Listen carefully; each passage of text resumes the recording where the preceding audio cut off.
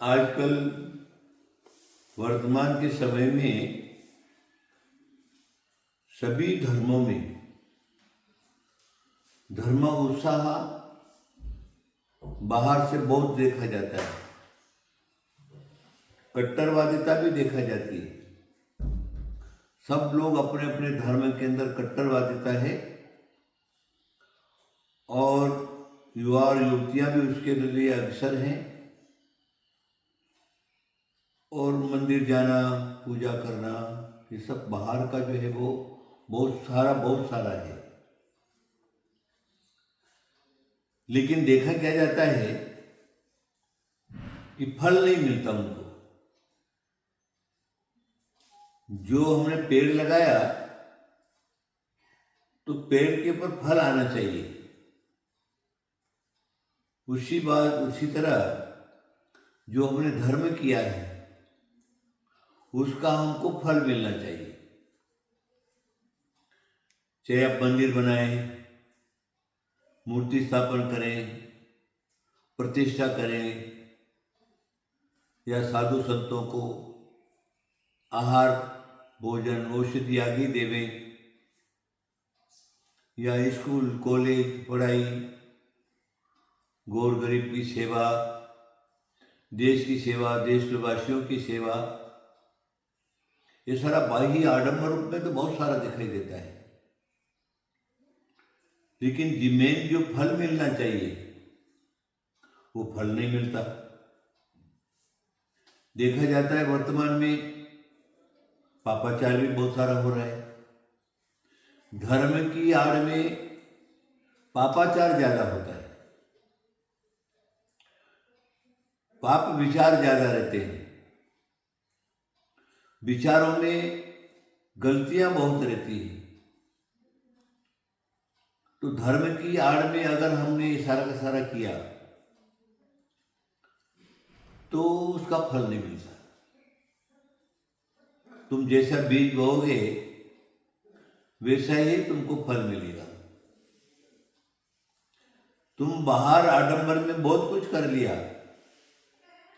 लेकिन अगर तुम्हारी भावना अच्छी नहीं है, परिणाम अच्छे नहीं है, वैसे बाह्य आडंबर से फल नहीं मिलता। फल तो भावना से ही मिलता है। अगर तुमने भावना पूर्वक किया है, तुम्हारी भावना अच्छी है, तो थोड़ा करने के बाद भी ज्यादा फल मिल जाता है। और भावना अच्छी नहीं है और बहुत बड़ा आडंबर करने के बाद भी उसका फल कुछ नहीं मिलता। हमारे भारतीय संस्कृतियों के अंदर देखा जाता है, इतिहास इस प्रकार का गवाही है। एक महिला प्रतिदिन राम की भक्ति करती थी, रोज अपना द्वार सजाती थी, रोज उनके लिए जो अच्छे अच्छे फल, जो वन के जंगल के फल है, वो इकट्ठा करके रखती। उसके पास कोई आडंबर नहीं था, कोई आडंबर नहीं। मात्र भक्ति से, भावों से वो राम की परीक्षा करती थी, प्रतीक्षा करती थी। कई साल बीत गए, लेकिन उसकी भावना अच्छी होने से राम भी उसकी कुटिया पर पधार गए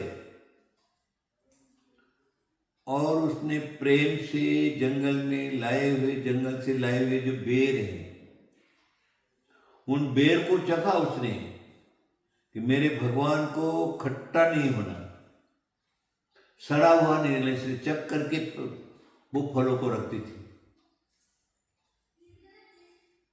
तो राम भी पधार गए। भक्त ने भगवान को पहचान लिया, भगवान ने भक्त को पहचान लिया। जब बेर उसके सामने रखे, मेरे भगवान राम, ये मेरे पास है, छोटा सा द्रव्य है, मेरे पास और कुछ भी नहीं है, इसको आरोगिए। जब उस महिला के अंदर प्रेम देखा, उस महिला के अंदर भक्ति देवी, उसकी महिला का भाव अच्छा देखा, तो वो महिला का झूठा जो बेर है, वो झूठे बेर को राम ने खा लिया। वहां पर जाति, कुल, वंश, परंपरा कुछ भी नहीं देखा। कौन जाति की है क्या नहीं, कुछ नहीं। मात्र उसके भावों को नंबर दे करके, और हमने उसी का नाम सबरी नाम रखा।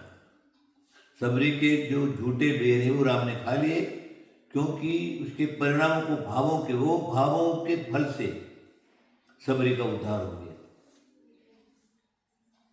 महाभारत देखते हैं तो जब श्री कृष्ण दुर्योधन को समझाने के लिए दूत बन करके गए,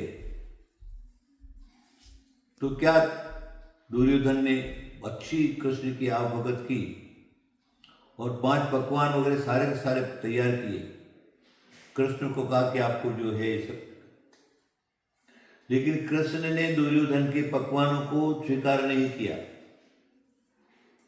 विदुर के घर में विदुर की भावना से जो भी उसके घर में साग भाजी या तंदूर चावल उसको खाया और प्रेम भक्ति और भाव उनका देखा। इसीलिए विदुर की भाजी और सबरी के बेर प्रसिद्ध हो गए। हमारे जैन धर्म में भगवान महावीर आहार के लिए निकले, घूम रहे, बड़े बड़े राजा महाराजा पड़गा रहे, उनको आहार के लिए बुला रहे, लेकिन वहां नहीं गए। एक दुखियारी बंधन में पड़ी हुई, बेड़ियां पड़ी हुई हैं, खुले केस हैं, वस्त्र फटे हुए हैं, खाने के लिए उसको कुछ भी नहीं है। वो शैतानी उसको जो क्या है, जो उड़द है उसको उबाल करके रोज खाने को देती थी। भगवान महावीर वहां पर पधारे। पधारने के बाद वहां पर पड़क गए और वो जो उबाले हुए जो उड़द है, उस उड़द को भगवान महावीर ने खाया। उसका नाम चंदना सती के नाम से पुकारा जाता है। चंदना सती के हाथों से उबाले हुए उड़द जो है, उसको बाकरा बोलते हैं, उसका आहार उन्होंने स्वीकार किया, क्योंकि वो चंदनमाला के अंदर भगवान के प्रति प्रेम था, भाव था, परिणाम अच्छा था।